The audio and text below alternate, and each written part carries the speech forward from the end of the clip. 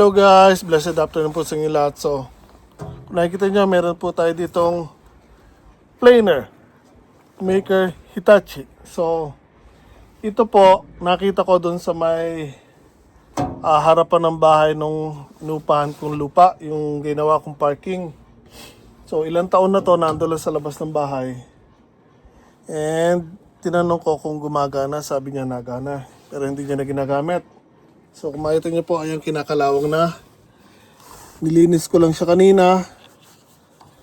Halos stock up yan kanina. Ayan, nilagyan ko ng langis para gumalaw.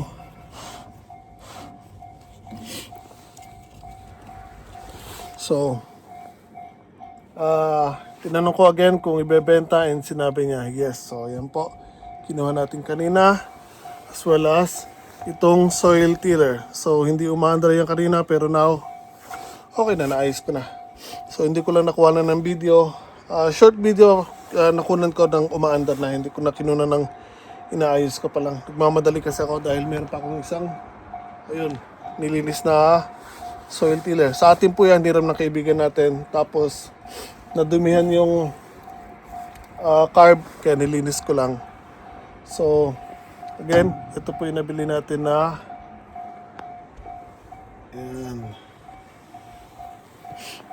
planer. So pakita ko sa inyo na gumagana to guys. And ito yung controls niya. Push lang natin yung play. Then papasok nyo lang kayo dito. May sensor dyan. Ito yung guide. Then ayun yung sensor.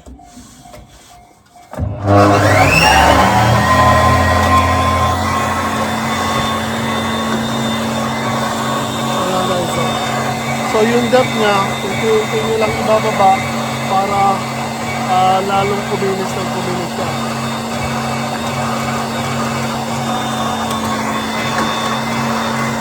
Then, pakita ko lang sa inyo na ba.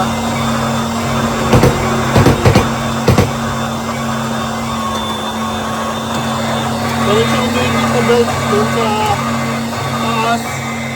Kung nyo magtutulak sa kanya, then yung leg na doon sa baba. Guys, so kailangan ko lang siya linisin pa. Baliktarin ko lang camera guys. So tulad ng sinabi ko, kailangan ko lang siyang totally linisin guys. Dahil kung makikita niyo po, ayan puro kalawang. Dahil nasa labas lang po iyan. So nauulanan, naaarawan. Nung una may lona yan nakakover. Kaya nga lang, as it goes, syempre nasisira yung lona.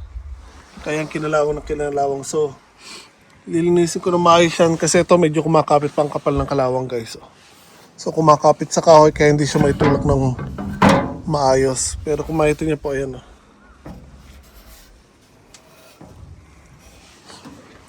So, lilinisin natin na maayos yan para dudulas ng maayos yung mga kahoy na ilalagay natin dyan.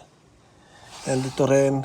Tapos yung blade titingnan natin para malaman kung okay pa yung blade. Pero kung dito kasi pag sinahawakan ko okay naman siya. So una kasi ito hindi na siya pantay so magaspang. So yung tinamaan ng blade, ayan, nakinis naman. Kaya nga lang, ang problema ko ito, makapal pa yung kalawang. So kailangan ko muna linisin ito para mas mag slide ng maayos yung kahoy. So maybe pag may oras na tayo, kukuha na natin ng complete video para makita nyo kung paano natin linisin yan. So for today, wala na po kasi akong oras. Again, ito inayos ko kanina pero hindi ko nakuha na ng video.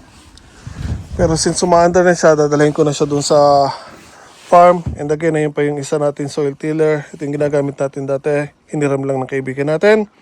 So natapos na siya. Kaya ayan, babalik ko na yan dun sa bundok kasama nito.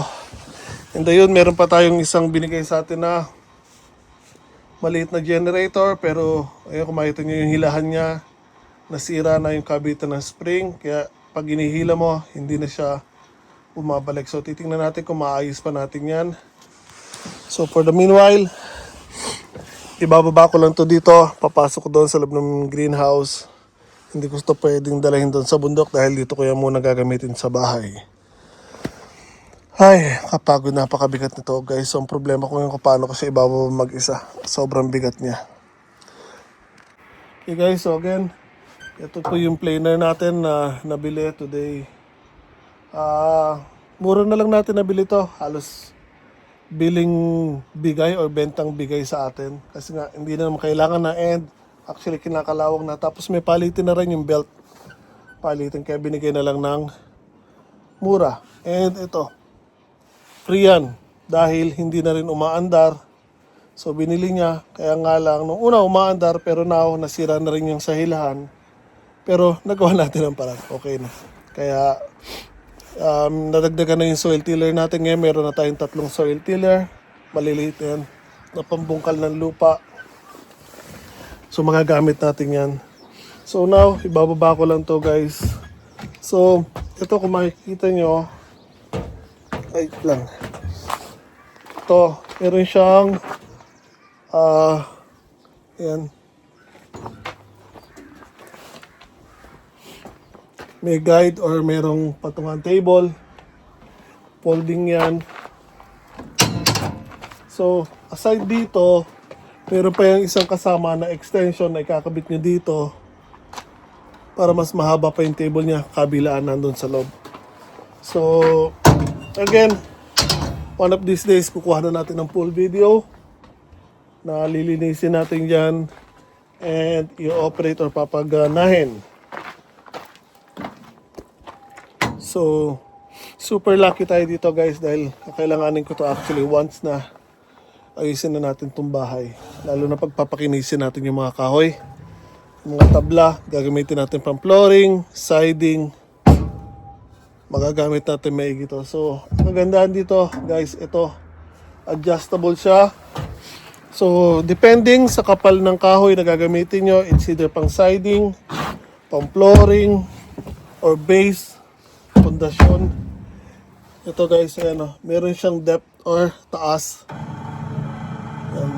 So, depending sa kapal ng kahoy, pwede nyo siyang itaas para pumasok kung malalaking kahoy. At kung maninipis naman ang kailangan nyo pakinisin, bababaan nyo naman siya. Then may manual, merong one time, may automatic, merong twice the speed. Ito pa rin yung sa speed naman. Kung nababagalan kayo, pwede yung bilisan or pwede yung bagalan. So, again, yan po, super lucky tayo, nakabili tayo ng ganyan. Matagal ko na po actually gustong bumili niyan, pero yung maliit lang. Pero, ang mahal kasi, pero ito, nabili natin ng less the price doon sa maliit. Siguro halos 1/4 the price nung nabibili na maliit. Pero ito, pang heavy duty to guys. Pang daiksang or pang karpintero na talagang gumagamit ito. Pang industrial na yan eh. Yung nabili natin. So, super lucky tayo and fortunate guys na nabili natin ito. So again, fully automated po ito. Isasalpak nyo lang o ipapasok nyo lang yung kahoy doon, depending sa kapal. Tapos automatic na siyang itutulak doon, palabas. Ay, so lumalamig na masyado guys, hindi ko na masyadong papahabain to. Kailangan ko muna ibaba to. 3 kami actually kanina na nagsampa nito. And yung 3 kami, nahirapan pa kami. So now, malalaman kung kakayanin ko ba ibaba to mag-isa. So, baba ko lang to guys.